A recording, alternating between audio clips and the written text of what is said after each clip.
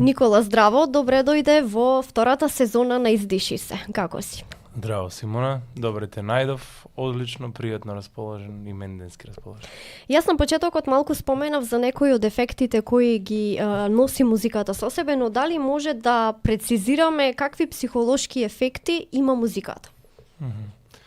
Па вака, начално музиката е пред се и психолошки феномен, како? Со само тоа што која ствара и како се ствара. Кога зборуваме како која ствара, не зборувам за кој е композиторот или кој е изведувачот, туку што придонесува за настане музиката, нели? Музиката првично има во природата, која што се ствара од вибрација на шумолење на лисја, од самиот ветар кој што носи одредени елементи низ природата, од шумови кои што се слушаат, натаму птиците кои што ја формираат, се до музиката која што ние ја сместуваме како човечки битија во една целина, која што се ствара преку инструментите кои што се составени од од ритам или и мелодија или хармонија. Така, дали може накратко да ни објасни што се случува во моментот во мозокот кога слушаме одреден звук? Дали тоа е познат или не е познат? Ако е познат, иницијално не потсеќа на некоја емоција која што ја имаме ние и обично така го поврзуваме. Значи емоционално кореспондира музиката со музиката со битието со човекот. А ако не е познат, тогаш реагира сетилно, односно ние бараме некој вид на одговор кој што треба да ни даде одредена порака која што не насочува кон одредена активност или заштита. Значи пред се звук, кога зборуваме само за звук, а не музика, звукот ни дава сензација која што го припрема нашиот мозок преку сетилото за слух, како ние треба да дадеме одговор на ситуацијата од каде што доаѓа звукот. Да, дали потоа тоа со емоција го поврзуваме? Најчесто со емоција, без разлика дали тоа е тревога, во смисла страв, или пак е некој друг вид на емоција, како што е радост, среќа, возбуда, или било кој друг вид на емоција. Во едно истражување направено пред неколку години, а во кое биле вклучени повеќе од 100 учесници, била направена една интересна анализа за тоа на каков начин реагира мозокот за време на стрес после слушање музика. Имено учесниците учествувале во една од трите понудени состојби пред да бидат изложени на стрес. Некои учесници слушале релаксирачка музика, други слушале звук на бранови, а останатите не добиле никаква музика. И сега резултатите добиени по стрес тестот покажале дека слушањето музика има влијание врз одговорот на човечкиот стрес, а тоа се покажало потоа на стрес тестовите кои што им биле направени на учесниците. Односно се покажало дека оние кои што слушале музика полесно се справиле со стресната ситуација. Па дали може да ни објасниш како музиката влијае врз стресот?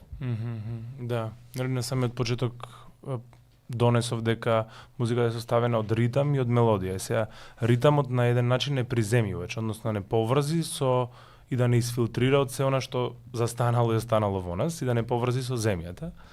А мелодијата е таа што не возвишува на еден начин, што нели затоа често и во сите религии викаме дека пеат ангелите или кој нели се поврзува со пеењето или со музицирањето.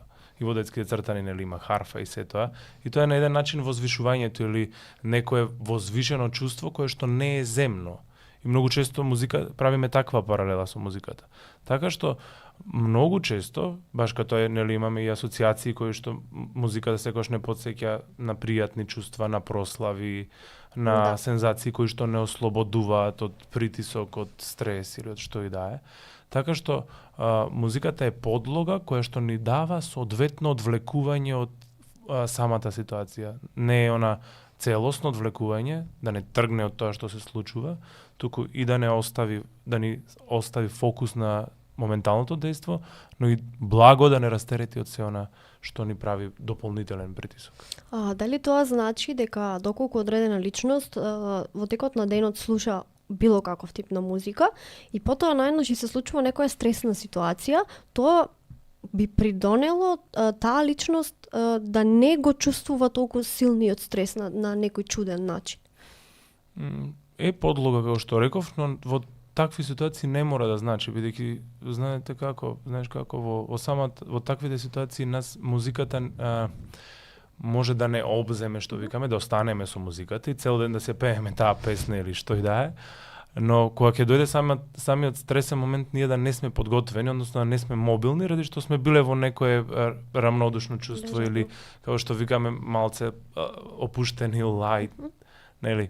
Така што понекогаш знае и да не десензитизира и да не опушти премногу, па за да не бидеме спремни за стресните ситуации, но во текот но после стресните ситуации и тоа како е приемчива и потребна музика.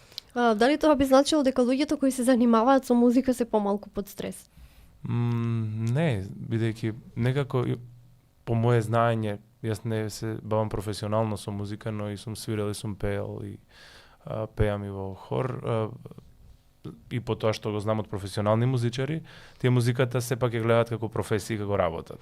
Тоа некако би дошло како, знаеш, балерината мисли на своите чекори, мисли на тоа каде ќе направи пируета, каде ќе се заврти. Исто и музичарот има секвенци, има точен ритам, има точна интонација која што треба да ја задржи, има она што треба да го долови, што треба да го постигне, така што одговорноста некако не е соодветна со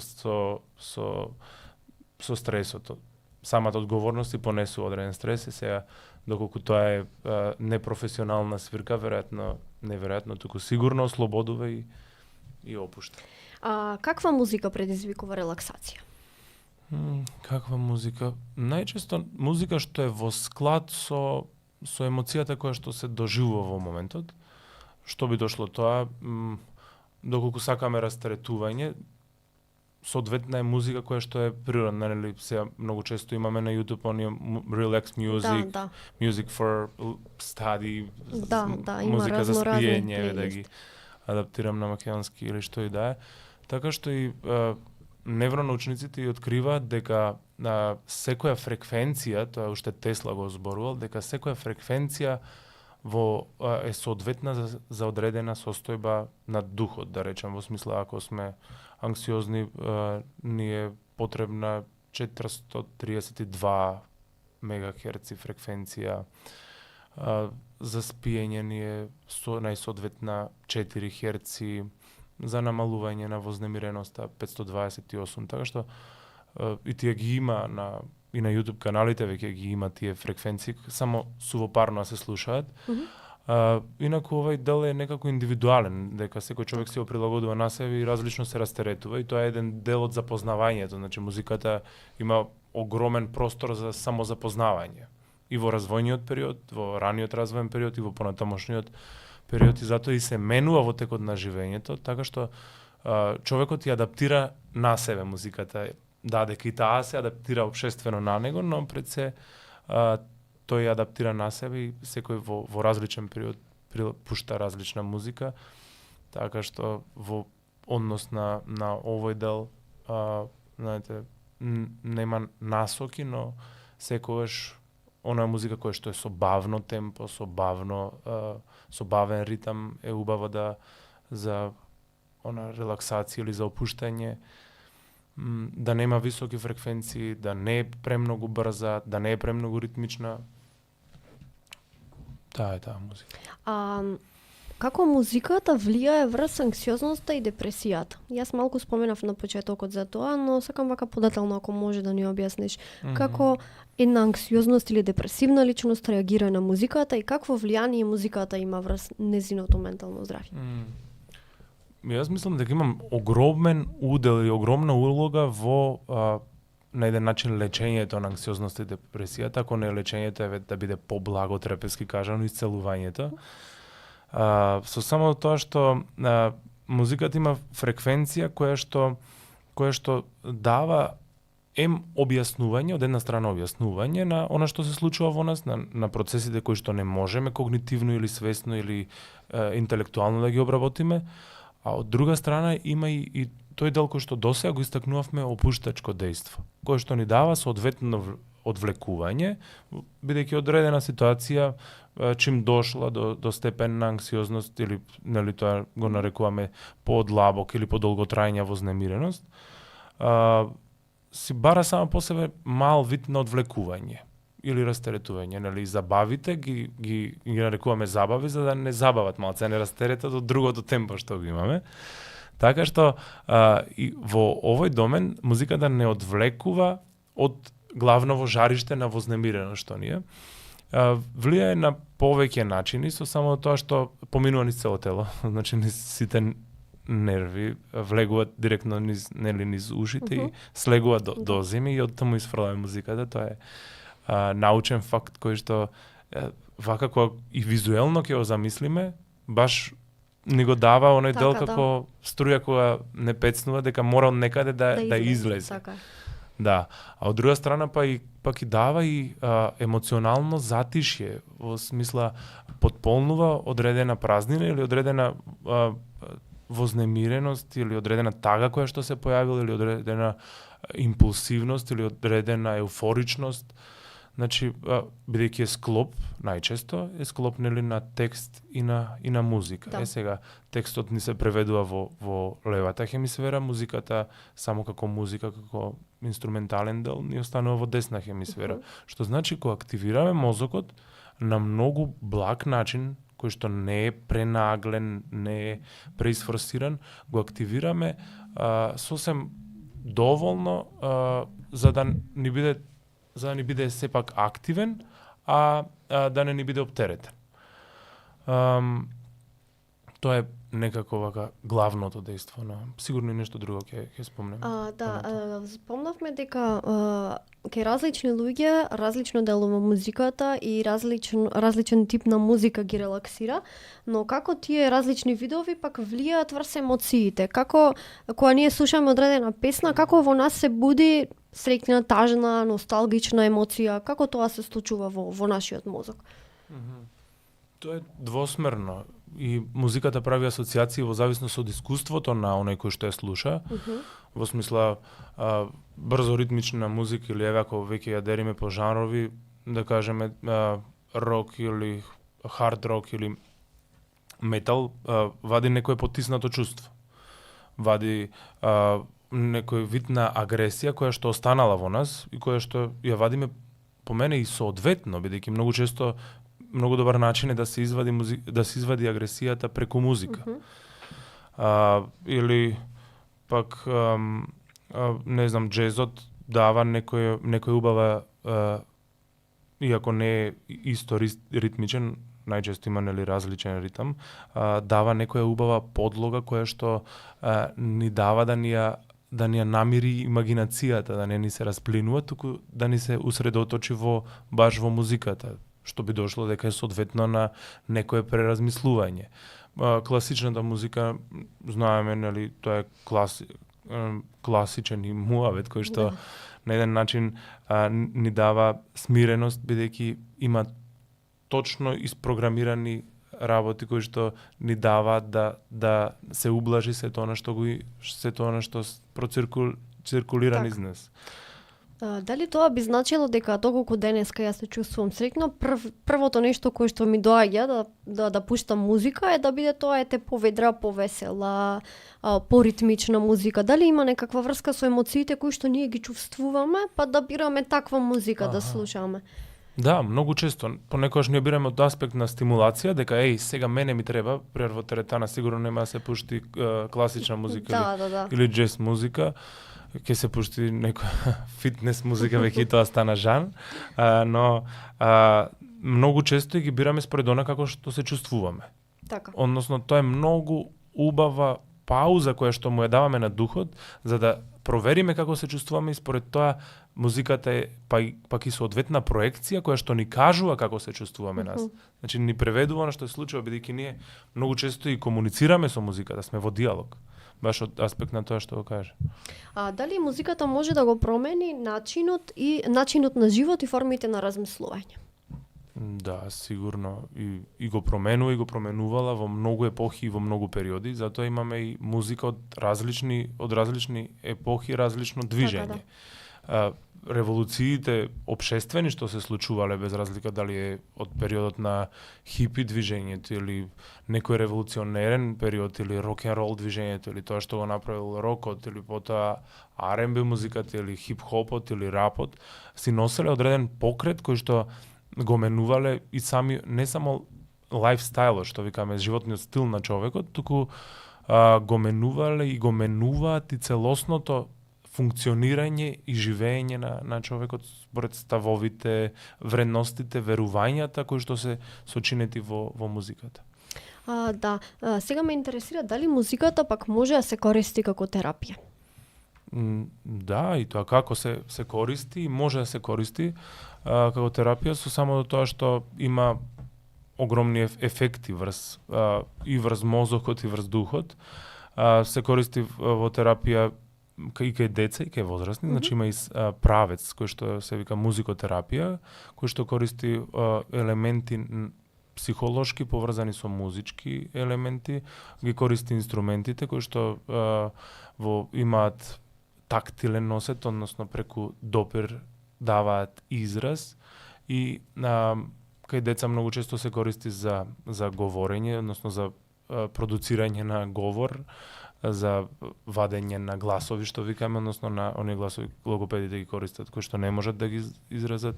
Ние психолозите ги користиме за потиснати емоции, за емоционално изразување, за соодветна проекција, за изразување пред сцена, сето она што детето не може да го изрази усно, односно со говорење.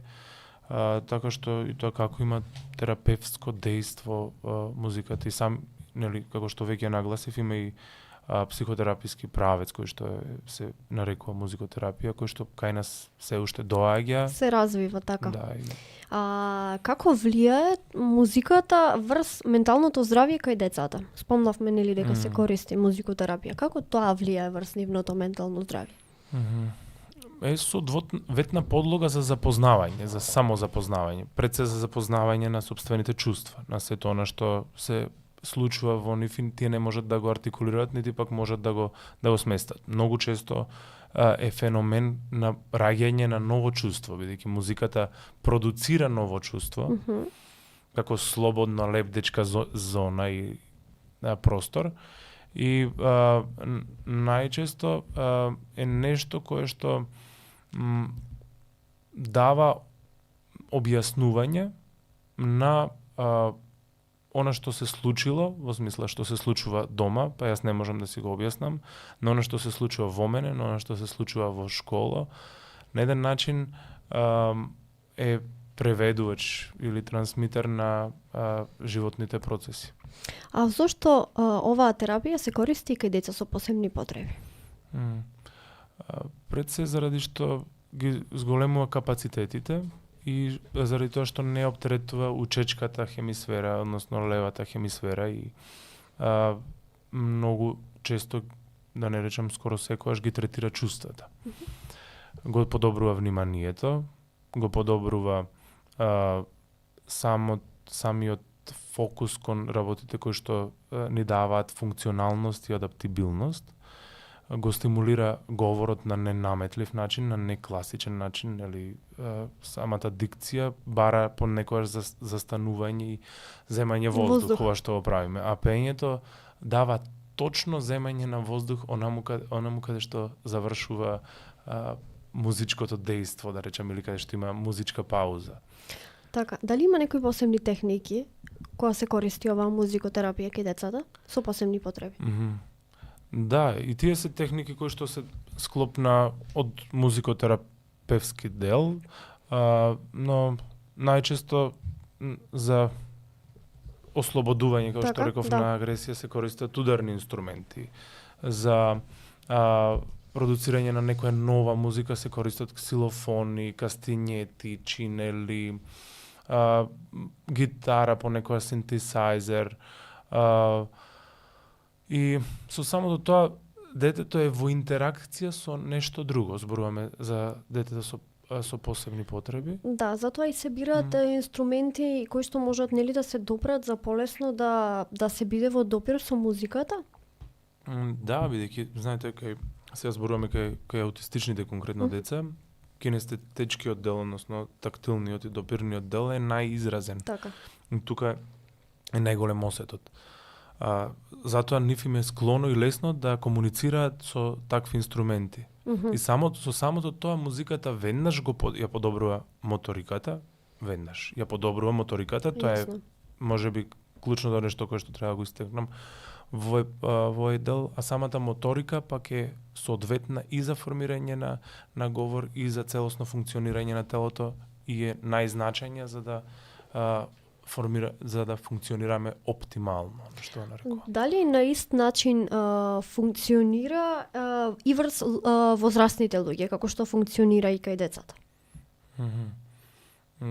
Да, со тоа што децата на еден начин се повеќе во онај дел кој што не го попречило размислувањето, премислувањето кој што ние возрастните го имаме, односно не се заситила меморијата со одбрамбени ставови, одбрамбени механизми кои што даваат соодветно однесување или соодветно реагирање на дадена ситуација.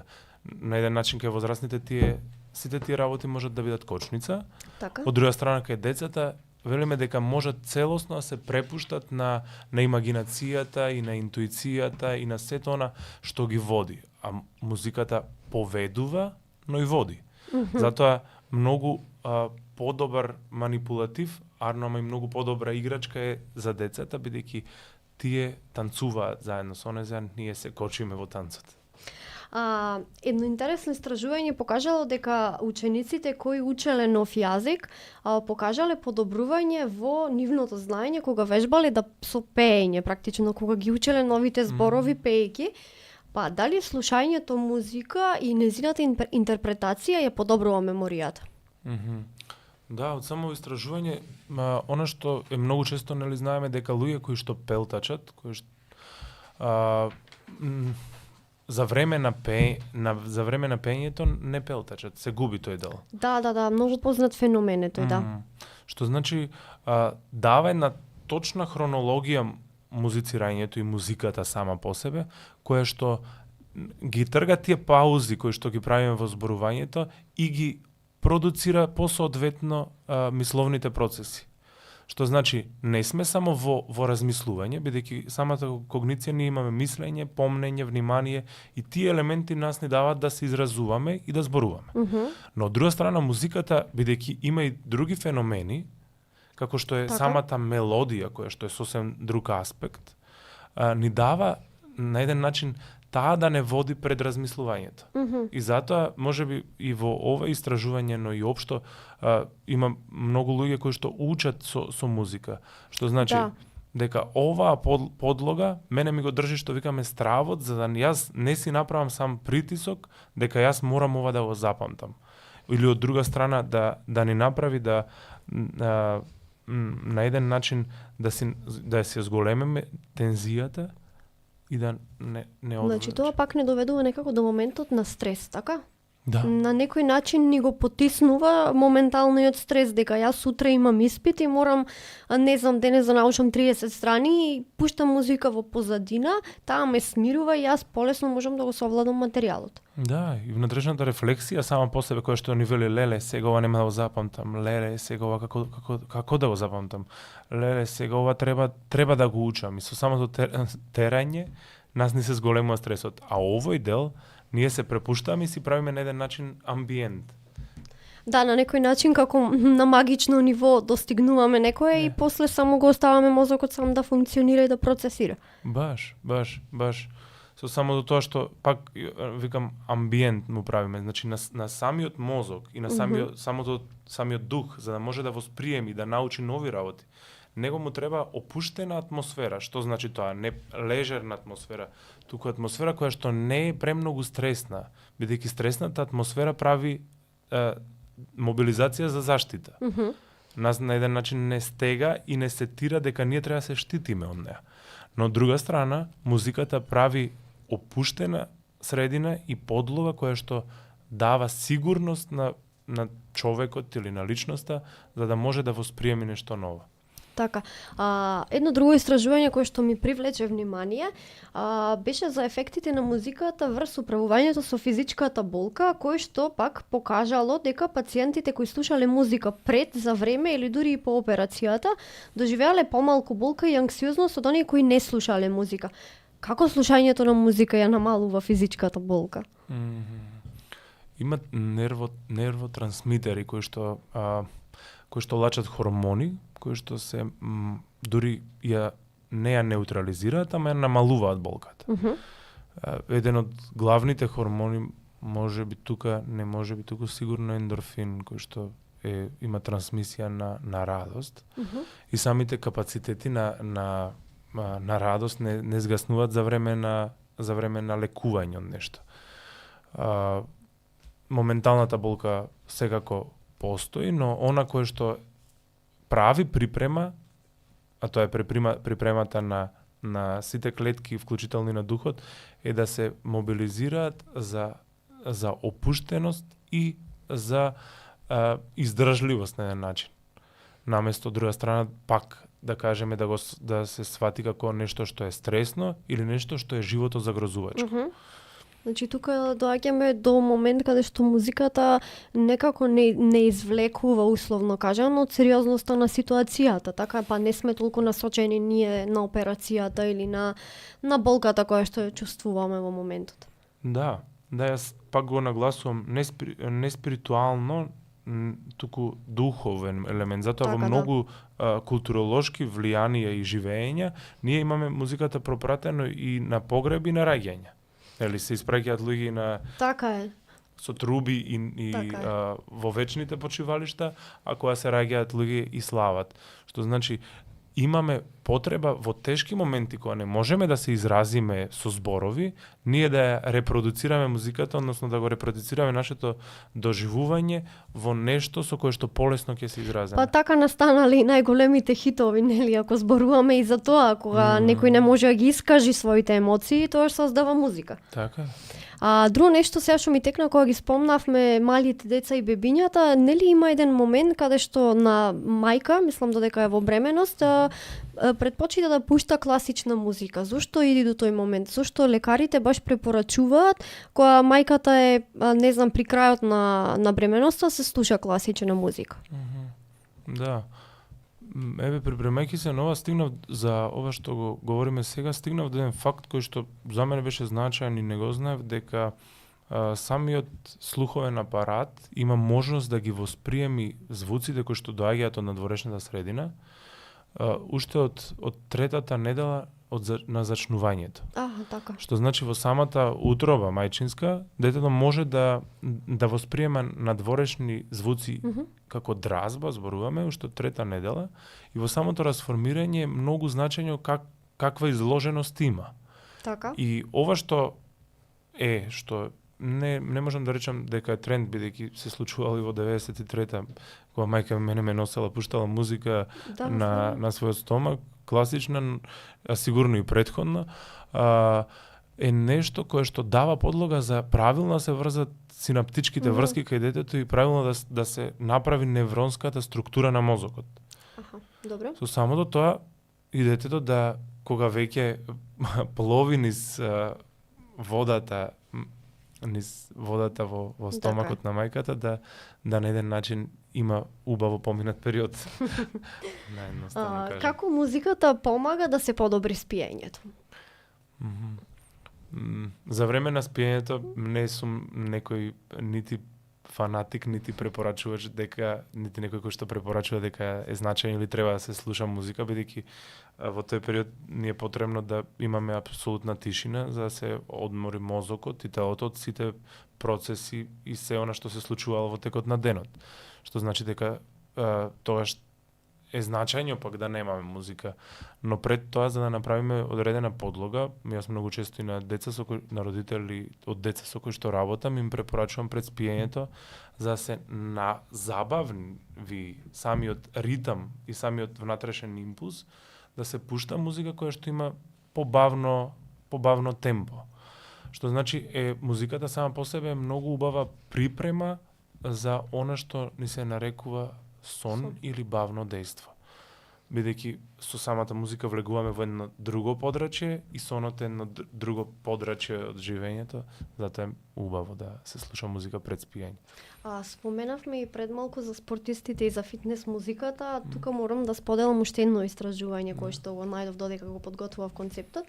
Тоа било направено во Америка и покажало дека мотивацијската музика им помагала на спортистите и оние кои рекреативно вежбаат да го надминат заморот, односно се покажало дека музиката може да ја зголеми издржливоста за време на вежбање до 15%. А дали музиката поттикнува зголемување на енергијата и на кој начин го прави тоа? Ова нема да објаснам научно, туку искуствено. Може. Понешто, да речем, и низ моje искуство и хронолошки се поврзува, нели, од секојаш војниците пееле. И самото обединување на многу гласови дава еден подстрик, една возвишеност и сила, дека ние можеме да чекориме заедно. И, самата комуникација која што претходно нагласив со музиката ни дава чувство дека ние сме заедно со сите оние кои што пеат, но и сите оние кои што ја создале, дека не дели нешто што е слично. И тука ни влегува во една фаза на ирационалност која што до толку не крева од тлото што мислиме дека можеме да издржиме и повеќе од толку колку што можеме да издржиме. Така. Што значи многу е лесно да го прелажеме мозокот со музика во одредени ситуации на убав начин. Но во одредени ситуации да го прелажеме докаде што не може да издржи па да настанат мускулни повреди, знаеш. Така? Се ова го зборувам од аспект на хорски пеач би се нарекол, кој што знам дека многу гласови споени во едно даваат огромна сила, бидејќи хорското пеење е унисоно пеење, едногласно така. пеење. И со самото тоа дава моќ која што на еден начин е вонземна моќ на обединување, бидејќи ние низ многу начини и социјални движења пробуваме да се обединиме и да се споиме во едно, вклучително како самите клетки што пробуваат да се спојат во ткиво, и ако може би едно најуспешните соединувања е овој вид на пеење, кога тоа е и најголемото поврзување, бидејќи сите пееме едно исто, Така е. различни сме, а се спојуваме во една заедничка цел. На чуден начин. Буквално. Да. Твои совети како правилно да се користи музиката за подобрување на расположението? Како правилно се користи пред се да се користи. Со самото тоа што се користи правилно. Да, дека може некојаш да има заситување од слушање на музика, но тогаш е значено да се провериме дека некојаш ми е доволно музика и дека денес морам да исклучам и да одморам дури од музика. Што значи ми треба тишина, а поголем одмор од музиката е единствено тишината. Така што во овој правец да се следиме и да видиме што ни е потребно како музика, да ја прилагодуваме према она што го доживуваме и она што не према она што сакаме да го доживееме. Многу често да комуницираме на еден начин со тоа што ќе се впуштиме во музиката и ќе видиме што сака таа да ни каже нас. Така? Бидејќи многу и музичари опишале одредено живење, некако не одредено секојдневие, туку одредено доживување. Одредени емоционални кризи, емоционални еуфории, одредени и пријатни чувства и непријатни чувства. Така што едноставно да си дозволуваме да експериментираме со музиката, да пробуваме и дали имаме или дали немаме склоност за музицирање, да пробуваме да се изразуваме преку неа, што викаме народски да пееме под туш ако ништо друго, или да пееме онаму каде што нема да им сметаме на другите, ради што тоа е значање за ние да се изразиме и да пееме со самото тоа што ќе се стимулираме и ќе се издишуваме, бидејќи ние имаме понекогаш и застоен воздух во нас кој што е значање да излези на соодветен начин, а од друга страна и во центарот за пеење конкретно е поврзан во нашиот мозок е поврзан и со центарот за дишење. Никола, ти благодарам на гостувањето. Ти благодарам и тебе на поканата, Симона. А вие, драги гледачи, доколку сакате секојдневието да ви биде исполнето со позитивна енергија, многу мотивација и инспирација, слушајте музика. Таа го подобрува менталното здравје, помага во борбата со анксиозност и депресија, а помага и во одржувањето на квалитетен сон. Па затоа длабоко издишете се, затоа што звуците на музиката ќе ви го направат животот подобар.